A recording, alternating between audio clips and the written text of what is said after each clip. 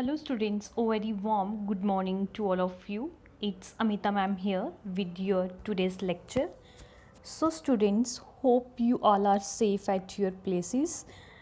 Due to COVID, our organization has decided to start your online classes, and as we have already discussed our first lecture yesterday, so in today's lecture I will give you an overview regarding your syllabus paper pattern, and then we will start our first chapter of your subject physical education. Okay students, अगर हम आपके syllabus की बात करें तो मैंने आपको कल भी बताया था कि जो हमारा फिज़िकल एजुकेशन सब्जेक्ट रहता है उसकी जो वेटेज रहती है दैट इज़ 100 मार्क्स. इसमें आपकी theory portion plus practical portion होता है. जो थ्योरी पोर्शन है उसकी जो मार्क्स वेटेज रहती है that is 70 marks and rest 30 marks is for your practical portion. And जो थ्योरी है उसमें जो आपके टोटल नंबर ऑफ़ चैप्टर्स रहेंगे वो आपके 7 रहेंगे. हम 1 बाई चैप्टर्स को डिस्कस करेंगे जब हम डिटेल लेक्चर्स कवर करेंगे. अब मैं आपको एक ओवरव्यू दे दूँ रिगार्डिंग योर सिलेबस. तो इसमें मैंने आपको बताया है कि जो आपके 30 मार्क्स प्रैक्टिकल के रहेंगे उसमें फर्दर डिवीज़न होगी 30 in two parts, that is 20 for your external and 10 is for your internal. Then जो आपका फर्स्ट चैप्टर है that is concept of physical education. तो इस चैप्टर में बेसिकली हम फिज़िकल एजुकेशन के बारे में पढ़ेंगे. इसमें मेन डेफिनेशंस पढ़ेंगे according to different authors. Then इसके ऑब्जेक्टिव्स को डिस्कस करेंगे, aims, need of physical education, या फिर आप ये बोल सकते हो इम्पॉर्टेंस ऑफ फिज़िकल एजुकेशन. तो जब हम इस चैप्टर को कवर करेंगे देन हम डिस्कस करेंगे 1 बाय 1 ब्रीफली. और जो इसकी मार्क्स वेटेज रहेगी दैट इज़ 7 मार्क्स. अब जो आपका नेक्स्ट चैप्टर है chapter number 2 that is physiological aspects of physical education. तो जो हमारा फिजियोलॉजिकल एस्पेक्ट्स है that is related to your body part. तो इस चैप्टर में बेसिकली हम डिफरेंट सिस्टम्स के बारे में डिस्कस करेंगे related your respiratory, circulatory, digestive, muscular systems, उनकी क्या फंक्शनिंग होती है, इनकी अफेक्ट्स क्या है रेगुलर एक्सरसाइजेज के on the health of individual person. Then जो आपका चैप्टर नंबर 3 है that is psychological aspects of physical education. ये जो चैप्टर है ये किससे रिलेट करेगा, आपकी मेंटल एटीट्यूड से. दैट मीन्स कि जो साइकोलॉजी होती है वे एक ऐसी साइंस होती है जो किसके साथ डील करती है, ब्रेन या फिर माइंड के साथ. तो इस चैप्टर में बेसिकली हम एम्स ऑफ मोटिवेशन के बारे में डिस्कस करेंगे, अचीवमेंट्स के बारे में डिस्कस करेंगे, then different methods of motivation, theories of motivation, how an individual person can be influenced by motivation. तो ये डिफरेंट टॉपिक्स रहेंगे जिनको हम डिटेल में एक्सप्लेन करेंगे चैप्टर नंबर 3 में. नेक्स्ट जो आपका चैप्टर है दैट इज़ चैप्टर नंबर 4. जैसे मैंने आपको इंट्रो क्लास में बताया था कि हमें पार्टिकुलर एम को फुलफ़िल करने के लिए पार्टिकुलर रिक्वायरमेंट पड़ती है रिलेटेड टू योर एजुकेशन. वैसे ही अगर किसी पर्सन ने स्पोर्ट्स रिलेटेड एक्टिविटीज़ में पार्टिसिपेट करना है या फिर एक अपना कैरियर ही as a sports person, athletes person बनाना है, तो उसके लिए उसको किस चीज़ की नीड पड़ेगी, फिज़िकल एजुकेशन की. या फिर आप ये बोल सकते हो किसी ने फिज़िकल एजुकेशन टीचर बन रहा है या फिर ट्रेनर बनना है, कोच बनना है, तो उसको पार्टिकुलर किस तरह की एजुकेशन की रिक्वायरमेंट होती है वो हम डिटेल में डिस्कस करेंगे इस चैप्टर में. Now next is your chapter number 5 that is health and family education. जो चैप्टर नंबर 5 है इसमें हम हेल्थ रिलेटेड प्रॉब्लम्स को डिस्कस करेंगे, affects of alcohol, drugs, smoking, तंबाकू, इनके इंडिविजुअल पर्सन की लाइफ में कैसे कैसे अफेक्ट्स हैं, ये कहाँ पर इंडिविजुअल पर्सन की हेल्थ को डिक्लाइन करते हैं, हार्मफुल अफेक्ट्स क्या हैं. तो हम इन सब टॉपिक्स को डिटेल में डिस्कस करेंगे चैप्टर नंबर 5 में. Now next is your chapter number 6 that is concept of major games and sports. तो अगर हम concept of major games and sports की बात करें तो इस चैप्टर में बेसिकली आपकी डिफरेंट गेम्स रहेंगी. अब आपकी जो 11th की गेम्स हैं that is kho kho, badminton, kabaddi, then handball, archery, hockey. तो ये डिफरेंट गेम्स हैं जिनकी हम हिस्टोरिकल बैकग्राउंड डिस्कस करेंगे. फिर हम इसके rules, measurements that is diagram को डिस्कस करेंगे, fundamental skills and sports terminologies. जैसे अगर हम खो खो गेम को पढ़ेंगे तो उसमें हम देखेंगे कौन कौन सी वेरियस डेफिनेशंस हैं रिगार्डिंग दिस गेम, और कैसे एक इंडिविजुअल पर्सन रूल्स के साथ इस गेम को प्ले करता है। तो हम डिटेल एक्सप्लेनेशन करेंगे एक पार्टिकुलर गेम की। अब जो नेक्स्ट चैप्टर है दैट इज़ चैप्टर नंबर 7। इसमें हम पढ़ेंगे कि बेसिकली जो आपका गेम्स होती हैं उनमें जब एक इंडिविजुअल पर्सन नेशनल या इंटरनेशनल लेवल पे अगर कोई अचीवमेंट गेन करता है तो वहाँ पर उसको किस तरह का अवार्ड से नॉमिनेट करते हैं। तो ये सब हम किसके चैप्टर में पढ़ेंगे, चैप्टर नंबर 7 में। Then your chapter number 8 that is Olympic games. तो आपको पता है जो इंटरनेशनल लेवल पे गेम्स खेली जाती हैं वो किस लेवल की होती हैं, ओलंपिक गेम्स होती हैं, मॉडर्न ओलंपिक गेम्स। इस चैप्टर में हम बेसिकली हिस्टोरिकल बैकग्राउंड पढ़ेंगे ओलंपिक गेम्स की, दैट इज़ एंशियंट टाइम में कैसे खेली जाती थी, कौन सी कंट्री है जिसने स्टार्ट की है। देन स्मॉल डेफिनेशंस को डिस्कस करेंगे, ओलंपिक विलेज क्या होता है, रिंग क्या है, ओलंपिक टार्च क्या है। तो ये सब हमारे कुछ टॉपिक्स हैं जिनको हम डिटेल में डिस्कस करेंगे जब हम इस चैप्टर को कवर करेंगे। नेक्स्ट जो चैप्टर नंबर 9 है that is diet and its importance in physical development. Diet क्या होती है और इसकी क्या इंपॉर्टेंस है फिजिकल डेवलपमेंट में। तो इस चैप्टर में हम डाइट और फिजिकल फिटनेस को कवर करेंगे। देन बैलेंस डाइट को पढ़ेंगे, ओबिसिटी क्या होती है, उसके क्या काजेज़ होते हैं, डाइट रिलेटेड फैक्टर्स क्या होते हैं। तो ये कुछ टॉपिक्स हैं जिनको हम पढ़ेंगे जब हम ये चैप्टर कवर करेंगे। अब जो लास्ट चैप्टर है दैट इज़ चैप्टर नंबर 10। अगर हम चैप्टर नंबर 10 की बात करें तो चैप्टर नंबर 10 में बेसिकली हम क्या पढ़ेंगे, ये चैप्टर रहेगा आपका common sport injuries and rehabilitation के रिलेटेड। इसमें आप major as well as minor injuries को डिस्कस करोगे कि मेजर इंजरीज़ कौन सी होती हैं, माइनर इंजरीज़ कौन सी होती हैं, स्प्रेन किस तरह की इंजरी है, strain, then fracture, dislocation, muscle pull. तो ये कुछ हमारी मेजर और माइनर इंजरीज़ हैं जिनको हम डिटेल में डिस्कस करेंगे। तो बेटा ये थे आपके 10 चैप्टर जिसका मैंने आपको ओवरव्यू दे दिया है कि हमने किस किस चैप्टर में कौन कौन से टॉपिक्स कवर करने हैं। तो अब आपका रहेगा पेपर पैटर्न। अगर आप पेपर पैटर्न को देखो तो आपके पेपर पैटर्न जो थ्योरी पोर्शन है that will cover the weightage of 70 marks and in that paper pattern हमारे पास कितने सेक्शंस होते हैं, 4 sections. First one is your section A that will cover the multiple choice question और true false, या फिर हम ये बोल सकते हैं वन वर्ड डेफिनेशन या वन वर्ड कोई फिलअप हो सकता है। ये सब चीज़ें किस सेक्शन में आएंगी, सेक्शन नंबर ए में। दैट इज़ इस सेक्शन के अंदर हमारे टोटल नंबर ऑफ क्वेश्चंस कितने रहेंगे, 8, और हर एक क्वेश्चन के जो मार्क की वेटेज है दैट इज़ 1 मार्क्स ईच। तो अगर आप टोटल देखो सेक्शन ए कितने मार्क्स की होगी, 8 मार्क्स की। देन सेक्शन बी जो है that is very short answer type question और इसमें हर एक क्वेश्चन आपका 2 मार्क्स का रहेगा और टोटल नंबर ऑफ जो क्वेश्चंस रहेंगे दैट इज़ 10 को आप 2 से मल्टीप्लाई करोगे तो टोटल वेटेज आपकी रहेगी 20 मार्क्स फॉर सेक्शन बी के लिए। देन सेक्शन सी जो रहेगी that is short answer type question और इसमें आपके टोटल नंबर ऑफ क्वेश्चंस जो रहेंगे that is 9 and each question will carry your 3 marks. तो जो हमारी टोटल वेटेज रहेगी सेक्शन सी की वो कितनी रहेगी, 27। Next is section D. अगर हम सेक्शन डी की बात करें तो जो सेक्शन डी है उसमें लॉन्ग आंसर टाइप क्वेश्चन आएंगे और जो आपके टोटल नंबर ऑफ क्वेश्चंस होते हैं वो 3 होते हैं। अगर हम इसकी मार्किंग करें तो 5 मार्क्स ईच क्वेश्चन कंसिस्ट करता है, तो 5 × 3 दैट इज़ 15। तो जो आपकी सेक्शन डी है वो 15 मार्क्स की वेटेज कवर करती है। अगर आप इन सबको टोटल करोगे तो आपके टोटल 70 मार्क्स बनते हैं that consist of your theory portion और रेस्ट जो 30 मार्क्स होते हैं मैंने आपको ऑलरेडी बता दिया है that is for your practical portion. तो ये था हमारा पेपर पैटर्न प्लस हमारा सिलेबस। नो आज का जो हमारा लेक्चर है उसमें हमने ऑनलाइन लेक्चर जो आपका लाइव लेक्चर था उसमें हमने ऑलरेडी डिस्कस किया था चैप्टर नंबर 1। कुछ स्टूडेंट्स जो ऑनलाइन क्लासेस नहीं कर सकते तो मैंने आपको यूट्यूब में भी सेम लेक्चर रिपीट कर दिया है, तो आप इस लिंक को ओपन करके यहाँ से पढ़ सकते हो। तो बेसिकली हमने क्या किया था आज के लेक्चर में, हमने चैप्टर नंबर 1 को स्टार्ट किया था that is concept of physical education. तो मैंने आपको ऑलरेडी भी बताया है कि फ़िज़िकल एजुकेशन क्या होती है।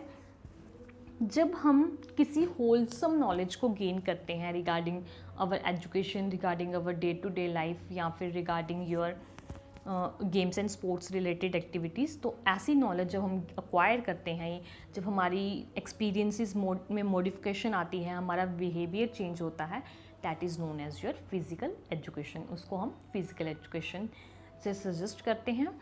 अब जो कंसेप्ट है, बेसिकली जो बैकग्राउंड है फिज़िकल एजुकेशन की, वो क्या है कि जो मीनिंग है बिहाइंड द फिज़िकल एजुकेशन वो क्या है, उसमें हमें बताया है कि बेसिकली जो एवोल्यूशन है मैन की वो कहाँ से हुई थी। तो अब हम इसको डिटेल में डिस्कस करेंगे। अब देखो, it is believe that man और man like creature live on earth our millions years ago, although life in its abundant form existed even earlier than man।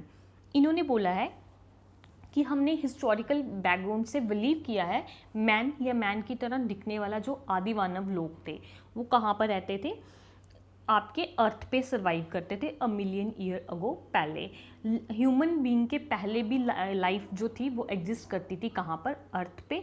But वो लाइफ किन की थी, आदि मानव लोग की, या फिर जो आपके मैन लाइक क्रिएचर्स थे उनकी। या आप ये बोल सकते हो उस टाइम पे, बेसिकली उस टाइम पे जो मैन लाइक क्रिएचर्स हैं उनको हम क्या बोलते थे, एज एन एनिमल्स। तो इसी के साथ according to the theory of evolution he is the descendant of an ape, gorilla और a monkey.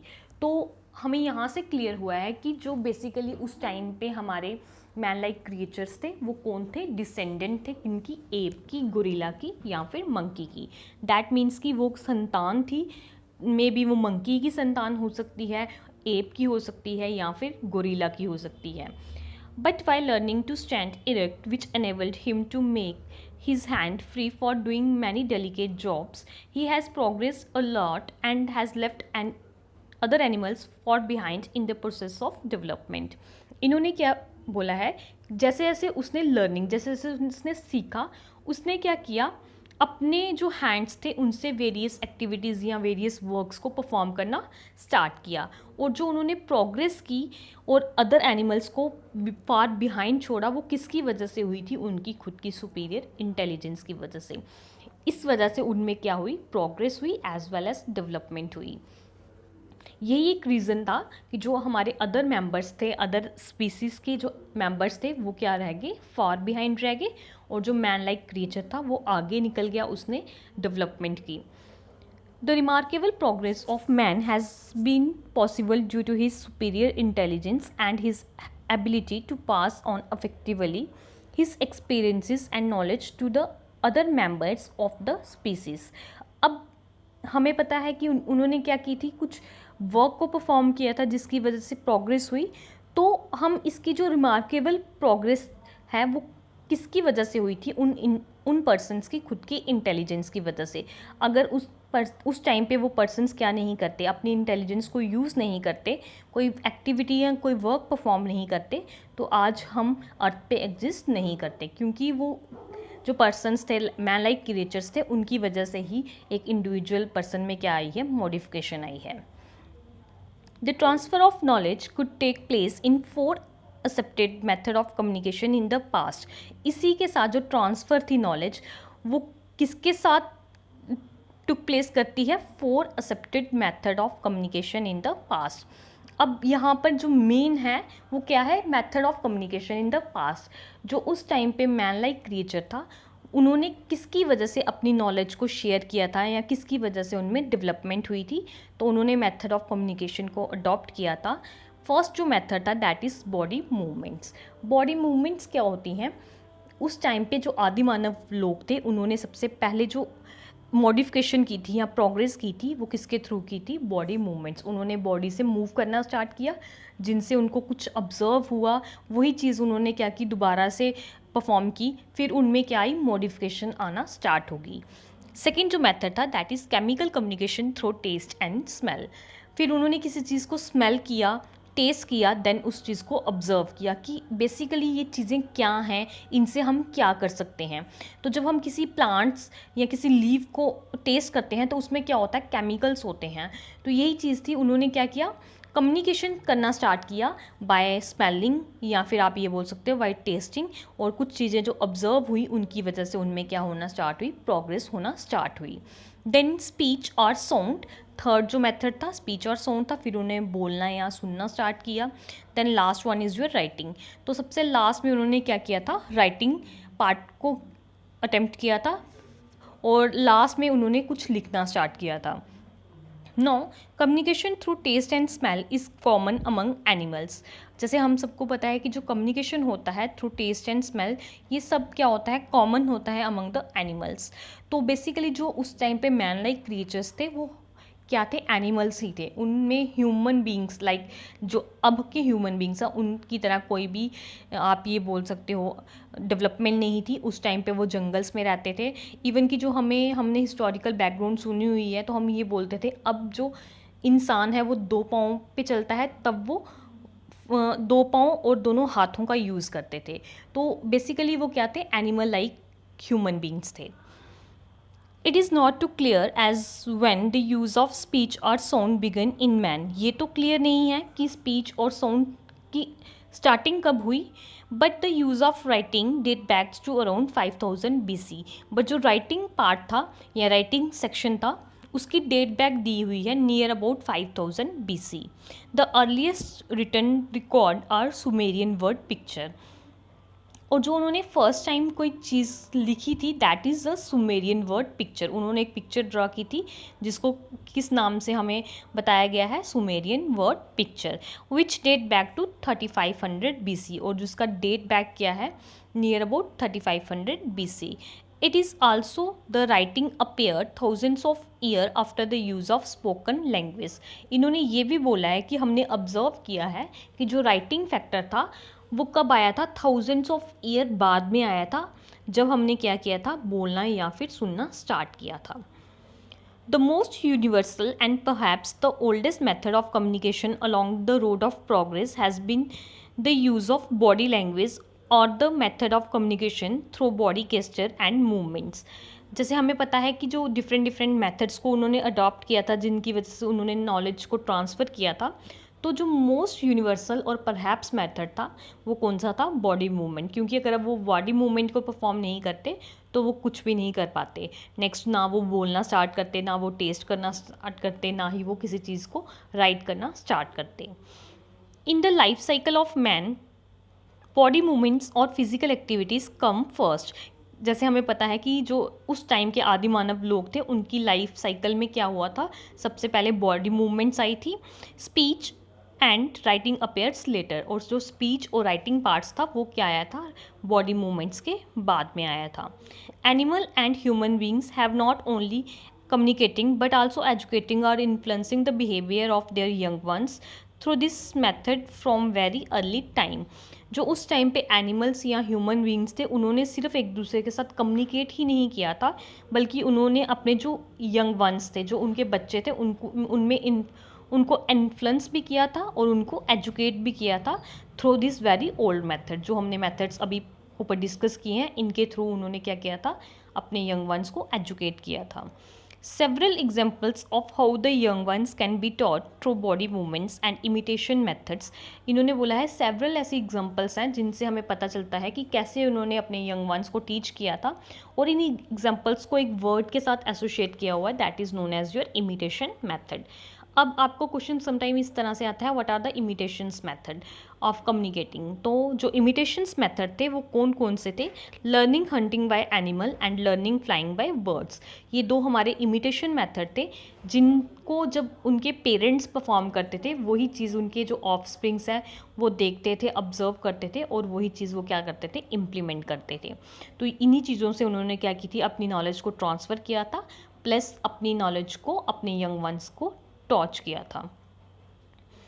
This old age method of education through the medium of body movements has been termed as physical education in the modern world। और ये जो old age method थे education के, ये क्या थे, आज के टाइम में इसको हम क्या कंसिडर करते हैं, as a physical education in the modern world. क्योंकि जो फिज़िकल एजुकेशन है अब यहाँ से आपको क्या हुआ है, कुछ सीखने को मिला है, तो इसी चीज़ को हम क्या टर्म करते हैं, as a physical education in the modern world. अब देखो डिफरेंट डिफरेंट डेफिनेशंस हैं according to different different authors की फिजिकल एजुकेशन को हम कैसे डिफाइन कर सकते हैं। तो कॉमनली सबसे पहले देखो physical education as the name suggest, अगर हम इसकी नेम को सजेस्ट करें तो ये क्या है, एक इंटीग्रल पार्ट है किसका, एजुकेशन का, क्योंकि ये क्या करता है, मूवमेंट्स को यूज़ करता है as a medium of education. और हमें पता है जो मूवमेंट्स है बेसिकली वो क्या होती है, गिफ्ट ऑफ नेचर, क्योंकि जो नेचुरल चीज़ है हम क्या करते हैं, इसको नेचुरली परफॉर्म करते हैं, इसमें हमें किसी चीज़ की नीड नहीं पड़ती, लाइक सेकंड पर्सन हमें हेल्प नहीं करता, हम खुद से ही मूवमेंट्स को परफॉर्म करते हैं।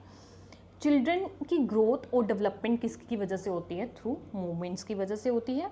अगर हम डिफरेंट डिफरेंट ऑथर्स के अकॉर्डिंग डेफिनेशन को डिफाइन करें तो जो हमारी फर्स्ट डेफिनेशन है दैट इज़ रोजडेल कॉस्टी, इसने फिजिकल एजुकेशन को कैसे डिफाइन किया है, इसने बोला है physical education is the sum of changing in the individual caused by experiences centering in motor activities.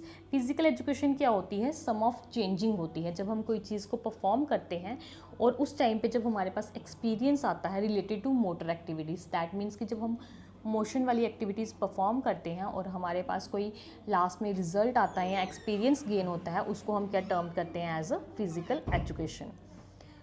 Second one is according to Delbert Oberteuffer. Delbert Oberteuffer ने कैसे डिफाइन किया है, physical education is the sum of those experiences which come to the individual through movements. Physical education क्या है, हमारे पास ऐसा experience आता है जब हम कोई भी इंडिविजुअल मूवमेंट्स को परफॉर्म करता है, जब मूवमेंट परफॉर्म करते टाइम हमारे पास कोई एक्सपीरियंस आता है, that is known as your physical education. Third one is C C Cowell. C C Cowell ने क्या बोला है, फिजिकल एजुकेशन क्या है, एक सोशल प्रोसेस है जिसमें हम क्या करते हैं, अपने बिहेवियर, ह्यूमन ऑर्गेनिज्म के बिहेवियर चेंज होता है। और बेसिकली ये कैसे चेंज होता है, जब हम प्लेफुल एक्टिविटीज़ या सोशल या big muscles related activities perform करते हैं, तो उसको हम क्या डिफाइन करते हैं, as a physical education. Next one is according to Charles Bucher. Charles Bucher ने क्या बोला है, फिजिकल एजुकेशन इंटीग्रल पार्ट है होलसम एजुकेशन का, और बेसिकली इसकी मेन एम क्या होती है, एक इंडिविजुअल पर्सन को physically, mentally, socially, emotionally fit करना, सो दैट कि वो किसी भी तरह की फिजिकल एक्टिविटी को परफॉर्म कर सके, और जो उसके पास आउटकम आती है वो क्या आ सके, in the form of experiences, मतलब कि वो कोई एक्सपीरियंस को गेन कर सके, and that is known as your physical education according to Charles Bucher. तो ये डिफरेंट डिफरेंट डेफिनेशंस थी according to different different authors, जो मैंने आपके साथ वन बाय वन डिस्कस की है। अब देखो लास्ट में इन्होंने बोला है कि अगर हम सब डेफिनेशंस को देखें तो हमारे पास क्या कंक्लूजन निकलता है। सबसे फर्स्ट है आपका फिजिकल एजुकेशन क्या है, इंटीग्रल पार्ट है एजुकेशन का। देन जो फिजिकल एजुकेशन है वो किसके साथ डील करती है, डील विद द मूवमेंट्स के साथ, बॉडी की मूवमेंट्स के साथ डील करती है और उसकी बॉडी की रिलेटेड रिस्पॉन्सेज के साथ डील करती है।